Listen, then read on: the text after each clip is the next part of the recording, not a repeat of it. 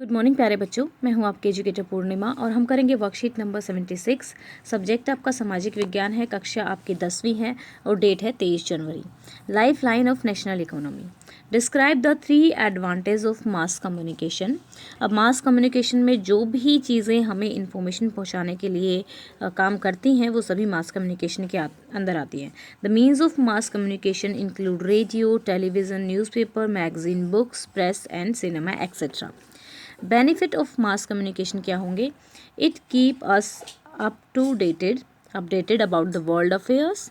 Doordarshan, radio, movies are useful for entertainment. It help in education and to gain the knowledge. Next question, describe the advantage of pipeline transport.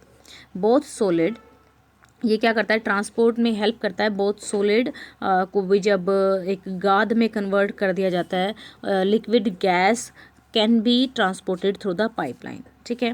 Initial cost जो होता है pipeline का वैसे तो high होता है, लेकिन बाद में जो इसको चलाने का कॉस्ट होता है वो बहुत ही मिनिमम होता है और ट्रैफिक भी नहीं होता है। ट्रांसशिपमेंट लॉस कम होते हैं, डिले कम होता है। ये काफ़ी इकोनॉमिकल होता है। पेट्रोल, नेचुरल गैस, फर्टिलाइजर्स वगैरह को प्लेसेस को इंटीरियर प्लेसेस में ट्रांसपोर्ट करने के लिए।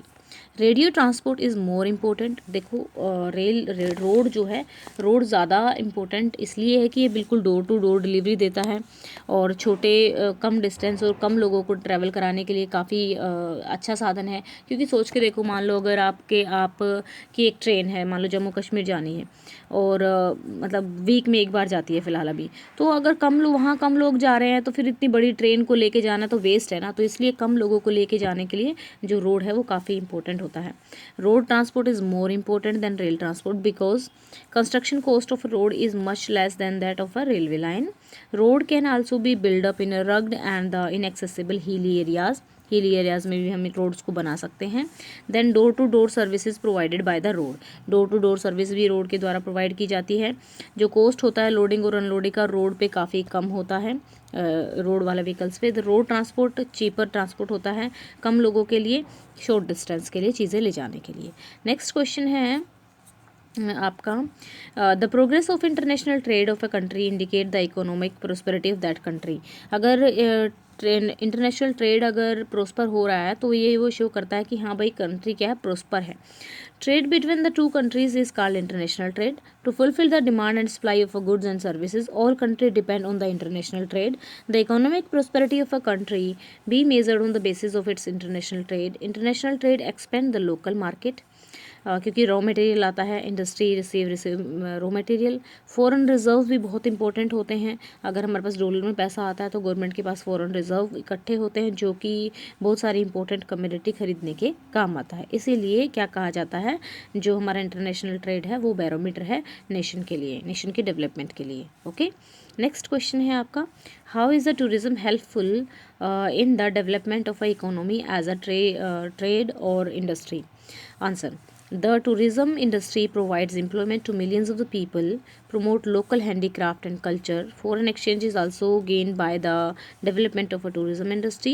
Local areas and industry develop. यहाँ पे foreign exchange नहीं आएगा, reserve लिख देना. ठीक है, foreign reserves. ठीक है. अब चलते हैं, सोर्स बेस क्वेश्चन है आपका, पैराग्राफ है, 4 क्वेश्चन है सोर्स बेस में.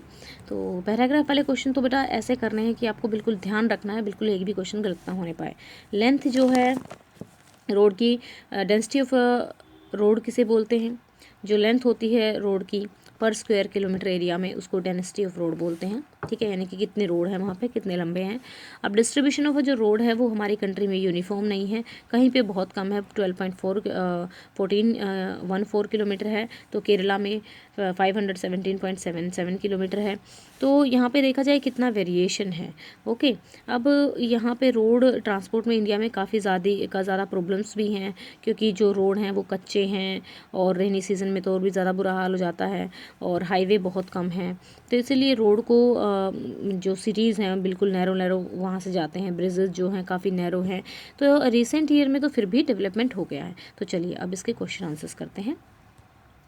How is the tourism helpful in development, कहाँ थे? What do you understand by the road density? The length of the road per 100 square kilometre of area is known as the density of a road. ठीक है. Next question, what is the total road density of Jammu Kashmir? 12.14 kilometer. Mention the challenges faced by the road. Road transport in India has the following challenges. About half of the roads are unmelted and the limits their uses during the rainy season. The national highway are inadequate, बहुत कम है.